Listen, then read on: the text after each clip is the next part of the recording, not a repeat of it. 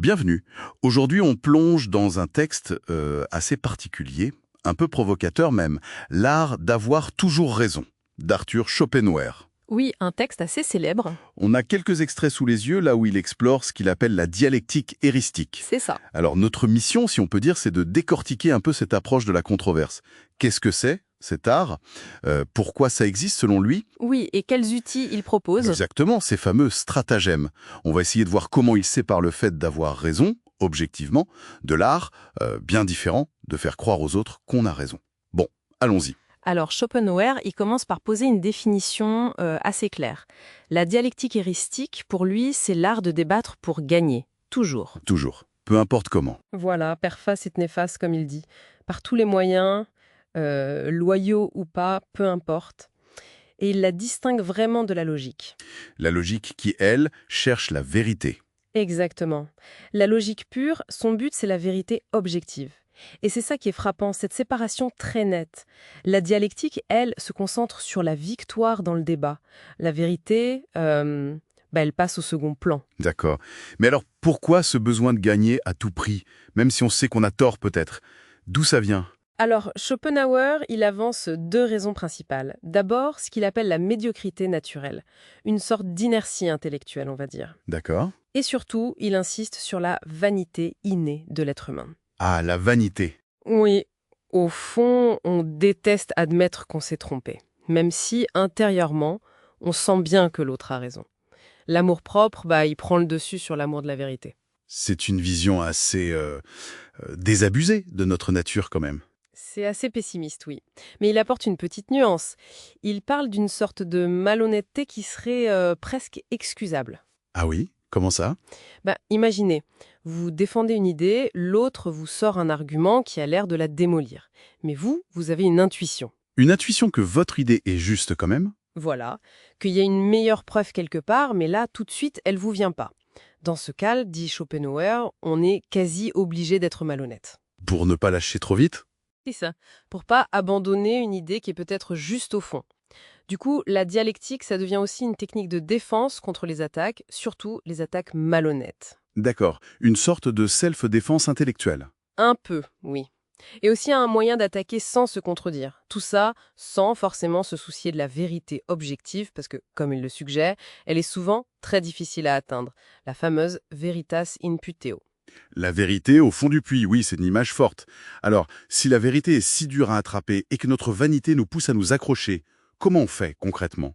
Et c'est là que ça devient très pratique. C'est là qu'interviennent les stratagèmes. Exactement. Il en liste 38. De vraies techniques de combat verbal, quoi. D'accord. On peut en voir quelques-uns. Bien sûr. Prenons le tout premier. Stratagème 1, l'extension. L'idée, c'est d'étirer ce que dit l'adversaire. L'étirer, c'est-à-dire? Prendre son affirmation et l'interpréter de la façon la plus large possible, au-delà de ce qu'il voulait dire, pour que ce soit plus facile à attaquer. Ah, je vois. Genre s'il dit les Anglais sont bons en théâtre. Voilà, on étend à musique et opéra et on dit « Ah mais non, là ils sont pas bons du tout », alors que c'était pas son propos de départ. Et inversement, Schopenhauer conseille de bien cadrer sa propre affirmation, de la garder la plus restreinte possible. Malin. Et un autre exemple peut-être? Plus direct? Alors, il y a le numéro 8, mettre l'adversaire en colère. Ah oui, ça semble efficace. Redoutablement. Quelqu'un en colère, il perd son jugement, il voit plus clair, il est plus facile à déstabiliser. Et comment on fait ça selon lui? La provocation, l'injustice répétée, être insolent même, tout ce qui peut faire sortir l'autre de ses gonds. D'accord. Pas très élégant, mais sans doute efficace. C'est le but de la dialectique heuristique. On a aussi le stratagème 30, l'argument d'autorité. Le fameux appel à l'autorité. C'est ça. Au lieu d'argumenter sur le fond, on cite une autorité que l'adversaire respecte, ou que l'auditoire respecte. Même si c'est un peu tiré par les cheveux, hein. Voire complètement. On peut citer hors contexte, déformer, ou même, dit Schopenhauer, inventer une autorité. Et il ajoute, avec son cynisme habituel, Oui.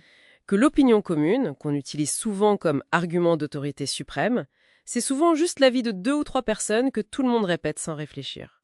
Par paresse ou conformisme. Ouf. C'est assez révélateur de sa vision des choses, oui. Et Et s'il n'y a plus rien qui marche?